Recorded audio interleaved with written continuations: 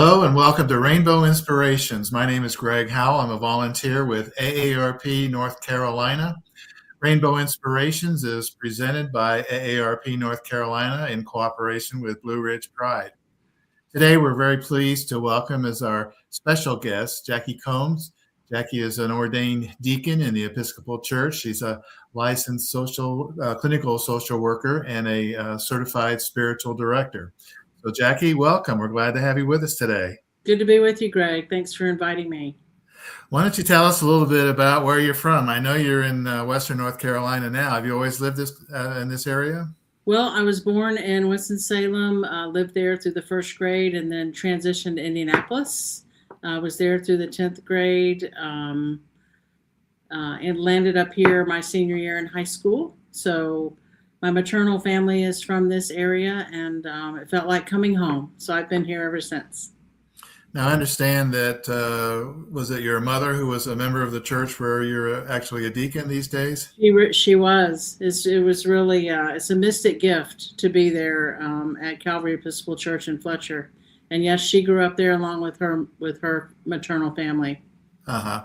But your dad was not Episcopalian, as I recall. He wasn't. He grew up in the United Methodist tradition. His mother was Episcopalian, but they grew up United Methodist. And when we moved to Western North Carolina, they decided, actually in Indianapolis, they decided they'd settle in the United Methodist Church. My dad's joke about that was his knees were too bad to kneel. So he had a good sense of humor. Yeah, there's a lot of up and down in the Episcopal worship service and people kneeling and so forth. Did you have siblings? I have 3 siblings, yes. And we all live within 10 miles of each other now. Oh, I see. Okay. Well, how was it for you growing up? Your parents were key influences, I assume? They were. I'm the oldest of the 4 children, and one of my earliest memories after we moved to Indianapolis, and I was only 8 at that time, my dad was making cold calls as an office supply salesman, and the dinner table was our time to catch up in the evening. And he came home very distressed that he couldn't get anyone to make an appointment, to get an appointment at this particular provider. And he said, well, tomorrow I'm just going to walk in there and see if I can't get them to talk to me. And he walked in, and they apologized, telling him that they thought he was Black because of his accent on the phone, and they wouldn't give him an appointment. So he said, well, thank you very much. I don't think I have any business to do here.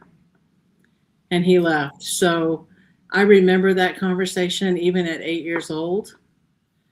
I couldn't imagine that. It was such a foreign idea to me and my family.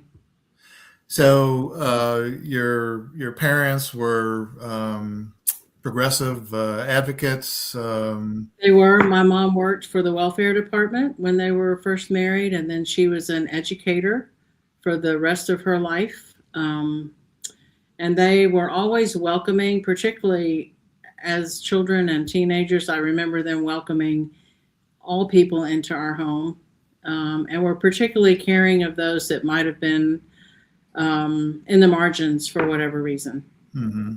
So that helped to shape your outlook and gave you some direction, perhaps. It really did. Yes.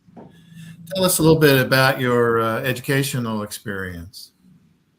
Well, I had some health issues as a child, lived with epilepsy, and finished high school, but was told early on that I probably would never go to college because of my seizures. So, my hair raised at that moment, and I had an internal rebellion about that, about limiting possibility. So I got a job when I got my associate's degree in community college locally here in Henderson County. And then got a job in the mental health field when community mental health was alive and well, and drove a van for a day program for adults with serious and persistent mental illness. Ended up getting, I don't know, probably 9 different jobs in that organization over a 20-year period. Loved the work and ended up being an executive director of a mental health center for a period of time. Um, as soon as not long before the end of that career, I had breast cancer. And that was a clarifying moment for me, uh, reminding me of the work I felt called to do and reminding me again of possibility and determination. So I went back to school at that point and got my bachelor's in social work, and then went on to get my master's in social work and my license. What was it about working in the mental health field when you started out that made you feel like this was something you wanted to do for long term? Well, I was exposed daily to people that were and still are often thought of as less than, a lot of persons living in the margins, and a lot of persons living very privileged lives. Um, so what I learned quickly is that you can have labels put upon you, um, but it certainly shouldn't limit your capacity or your well-being. And I was that very much aligned with my own values. Kind of going back to the values that your parents exhibited Yeah, as you were growing up. that's right. When you were working in the field, it sounds like you really moved up through the organization. How did that happen? I mean, did you just show a certain ability, or did you take training, or what happened there? All of the above. I think I expressed an interest. I was determined. I was good at articulating um, kind of a vision for what could happen, both for individuals, for communities, and for groups of people. I very much was comfortable being present in that environment. It was an intentional community at its core. Um, and that's something that we all need. Belonging is a core principle of our well-being. And that was one of the guaranteed rights of that program, is a right to a place to belong. And that's really what spoke to me deeply. And at some point, the organization changed. It was a program that received support from the state, but then something happened that changed that.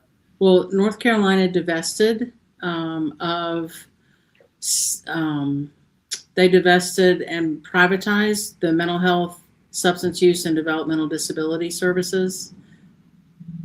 So that was a big deal. That was a big deal. What we thought would be there forever, it, kind of went away. But I ended up working in some capacity, spoke to our local community here, and was vetted to continue that program under a nonprofit organization that had to grow out of that divestiture. So that was I really never let go of that vision that Uh-huh. we need that kind of community involvement, for personal capacity and for the health of our community as a whole. So, as a licensed clinical social worker, you're continuing some of that similar kinds of work to this day, but also you are ordained as a deacon in the Episcopal Church, and you're a certified spiritual director. What was your call to ministry? I mean, how did you end up sort of combining these two vocations? Well, I felt a call early on in my young adult life, and had also been in a same gendered relationship several years later. So being ordained in the United Methodist tradition was not an option at that time.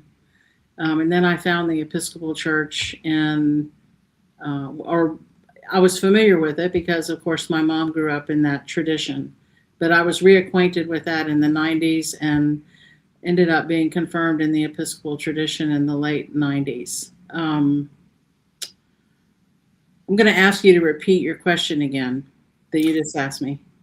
Well, I'm just interested in sort of how you've combined a call to ministry and social work, concern for people with mental capacity, lack of mental capacity, um, a need for community. I mean, all of those things you've kind of put together. You're a certified spiritual director. So there's a lot that, kind of mixes and mingles and all of that. And I'm just curious, how that's sort of come together for you. Well, for me, it seemed like the perfect marriage, and there's many shared values across those vocations. The pursuit of justice and dignity for all persons. That's part of the diaconal vows in the Episcopal tradition. And as a deacon, we're called to bring the altar to the world and bring the world to the altar. So we really function as a bridge between the church and the world, and are always practicing a welcoming in practice values. And we speak about that when we preach probably once a month, and we speak about that from the pulpit.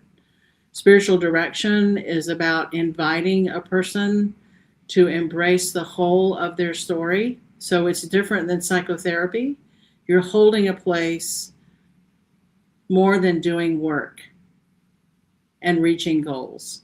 The goal is self-discovery and turning in and listening internally, and also listening externally, and always being invited into both of those places, and recognizing spirit in that midst and divine work in that midst.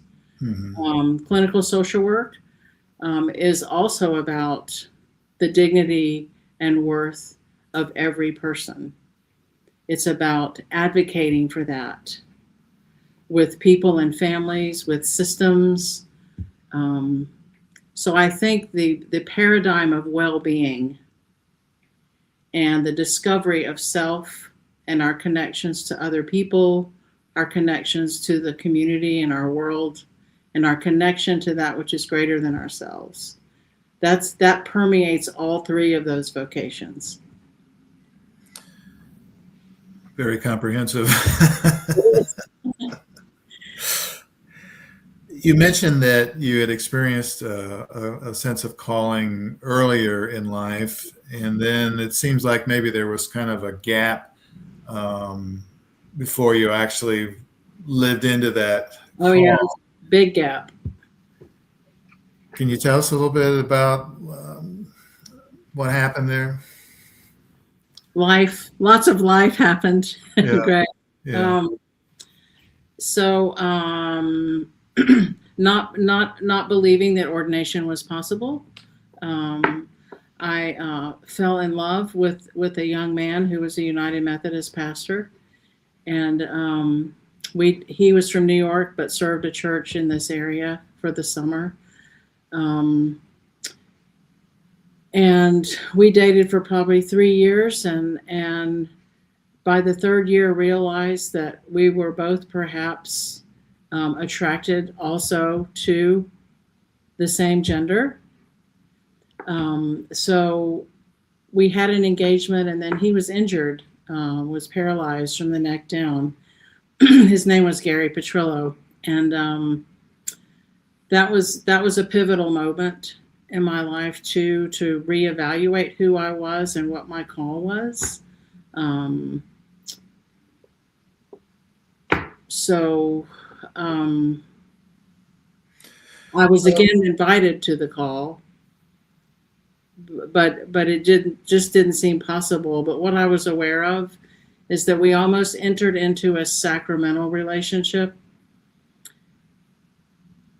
unnecessarily, or because not unnecessarily, but because it felt like that was the only option for either of us. I see. So we spent the third year really talking about that, and processing that. And I would later speak to the United Methodist Church um, about that very thing when they were discerning, endorsing same-gendered marriages or not. Of course, now we know that the United Methodist Church and the global church is a result of that division, of that discernment, unfortunately. But I did speak to a committee about that when they were discerning, because it was so distressing for me that, I mean, there's probably hundreds of people that have gotten married um, under the same sense of duty or obligation, or not being welcome in a religious tradition. That you found a welcome among the Episcopal Church, a sense of home, perhaps. Yeah, absolutely. I'm on the Myers-Briggs scale, which we talk about a lot in clinical work. I'm really an introvert, um, meaning that I need some quiet time to recharge. And that tradition, that service, that liturgy offers some space for that. But I did a lot of experimentation. I visited a lot of churches in the area before I landed in that tradition. But it just felt like home when I walked in. I see. Okay, well, that's good that you were able to find that, and that it's sounds like it's given you a real foundation for your calling and for your vocation. Absolutely. With Absolutely. all the different combinations of aspects of that. Yeah. You mentioned, that you had entered into this engagement with this man. Was there a point early in your life where you were unsure of your identity? Did your identity as a LGBTQ plus person evolve over time? Your awareness of it, let's say, or can you tell us a little bit about that journey? I think it did evolve over time. I mean, I've had relationships with both men and women. Um, I had a long-standing intimate friendship with a woman and helped her raise two children. Um, I've had very good relationships with men, and what I've learned about me and what I value is I'm really attracted to a depth of intimacy and connection. For me, it's not overtly a particular gender, but it's about that intimate depth of connection and spirit. And probably by about 1998 or so, I was learning to trust that intuitively. And I met my wife, who is now deceased. I met her in 1998 through my work in the community mental health, and we had our Holy Union at the Cathedral of All Souls in 2004. And I remember walking up to the back of the church as we would walk in, because all of our family did not agree to come. Even though they supported and loved us, they were uncomfortable and actually feared an act of violence that day. But I remember walking up to the back of the nave, and all of my stress completely just fell away. I could feel it. It was palpable, leaving me. So that was a wonderful mystic experience of when you live into yourself and you honor that which you feel is sacred and true, was just a very powerful experience. I won't ever forget it. Did the woman you were joining into the Holy Union with, did she have a similar experience, or what was she feeling? She did. She did. We walked into simple gifts, and that the end of that verse, it's in turning and turning until we come round right. Is just perfect, because that's what it felt like, that we had both turned and turned and turned, trying to fit into a social paradigm of some kind until we really were able to be authentic and true to ourselves and true to where we felt God calling us. And she previously had been married to a man, is that correct? Yeah, she was married and divorced. Married, and she had children. She had 2 children, yes. So So this was quite a change of life, but as you say, becoming more authentic about the life that she was living and the life that you were living, that's right. and living together. Now, at that time, though, it wasn't legal for same-gender marriage in North Carolina. That's right, it wasn't. And the cathedral had gone through a pretty significant discernment process and decided to do holy unions. And then in, I think, 2017 is when North Carolina legalized same-gender marriages. We had another legal marriage at the cathedral, same priest, same space. And it was a rather reconciling time because many of our family members that didn't come to the Holy Union actually came to the marriage. Not many people have been gone through a marriage ceremony twice by the same person. Deja vu all over again, right? To the same person. And were she alive, I would do it a third time. Uh-huh. Yeah. So she passed away, when was that? She died in January of 2024 of pancreatic cancer. Hmm. And what happened during that time period in terms of family relationships when she was ill, family relationships and changes maybe that came about in the extended family? We were pretty close to most all of the family. She had one brother. Her parents were deceased, and he was there. She was ill for 2.5 years, and quite ill for a couple of months. And part of what she desired is for her community to be there in our home. So we opened up our home to really whoever wanted to be there to have closure with her and with me. And we have an amazing community of coworkers, church families, both from the cathedral and from Calvary, local churches that the Methodist church there locally. Everyone was profoundly supportive and present. But it did change the family relationships, particularly with her brother.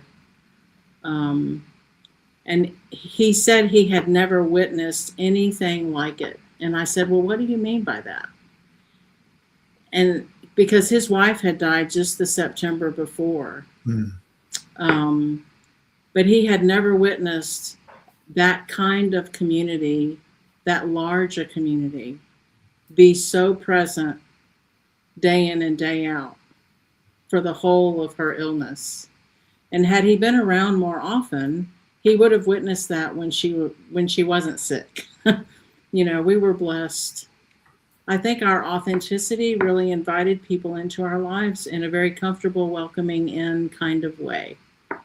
We were never flag wavers and bumper stickers, and we just lived our life. When we had our Holy Union, we weren't sure how to tell people. So we just did what our society does. We did invitations and sent them to everyone, even people we hadn't come out to or told. So we've always just been ourselves and not made a big deal about it. And that somehow caused a change in attitude of her brother. It really did. Yeah. He had been reluctant about your relationship, or? Well, Kim is from southern Mississippi and grew up in the Southern Baptist tradition. So that's very different than the Episcopal tradition. The theology is different. Um, so, but he came around, and after we actually talk once a week now. Oh, Um, but after she died and he left, he said he stopped at the front porch and he turned around to look at me at the front door and he said, "You know, you're actually the best thing that ever happened to her." how about that? Yeah. That's wonderful. I'm a little moved. Yeah, well, everyone is. That's quite a story and quite a transformation that somebody was able to undergo based on, as you said, your authenticity and being who you were and being honest and open about all of that, and that's great. As we move toward the concluding moments, I'm wondering if you would have any inspiring advice, words. I think you used the term invitation to folks who may be watching this and who are having similar kinds of experience in their lives. Well, I think, you know, life is good and life is bad, and it pulls us and stretches us in all different directions. And it can throw us off our authenticity. It can really trip us up, if you will. Mm-hmm. But I think to pay attention internally, to really look in and try to develop an intuitive sense of who we are, of whose we are.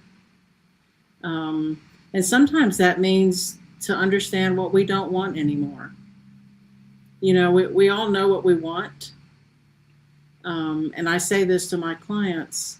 I'll say, "What do you want to have happen now?" when they're in a crisis? And they'll say, "Well, I have no idea." So then I'll say, "Well, what do you not want to have happen anymore?" Hmm. And 100% of the time, they have an answer to that question.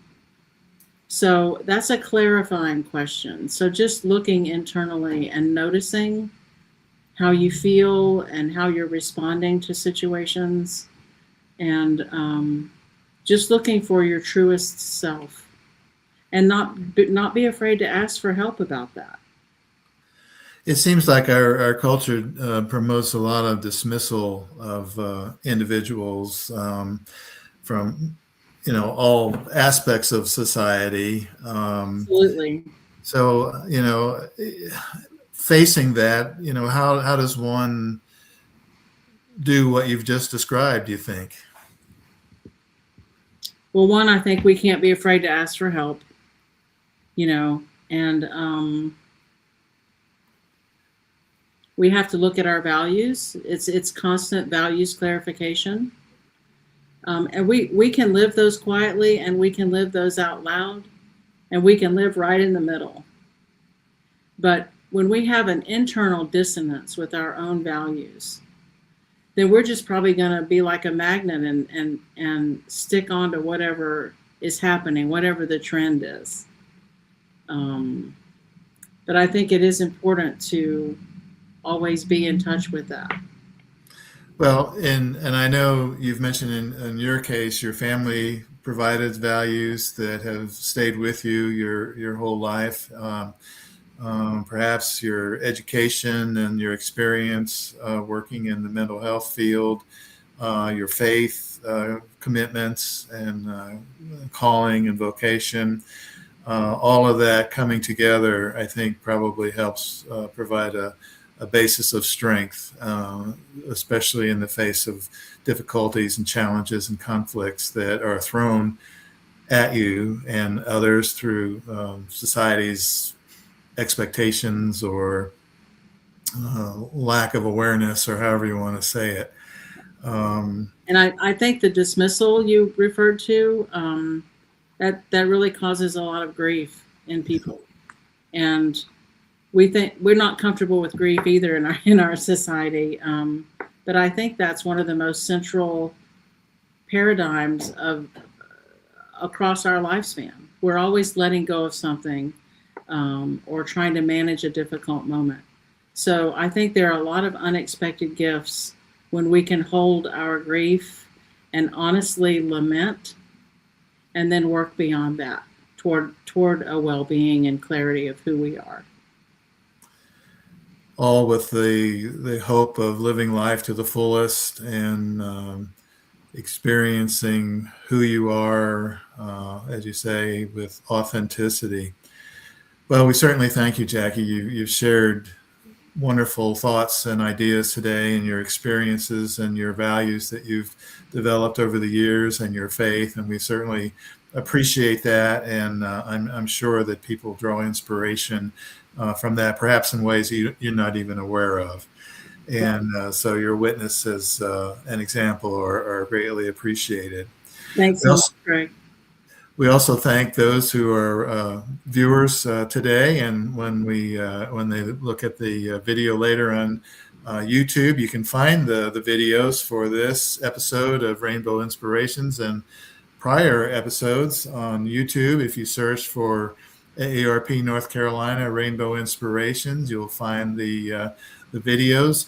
Also, to learn more about AARP, you can go to aarp.org and learn about all the programs and activities and advocacy work that is done on behalf of people 50 plus in our society.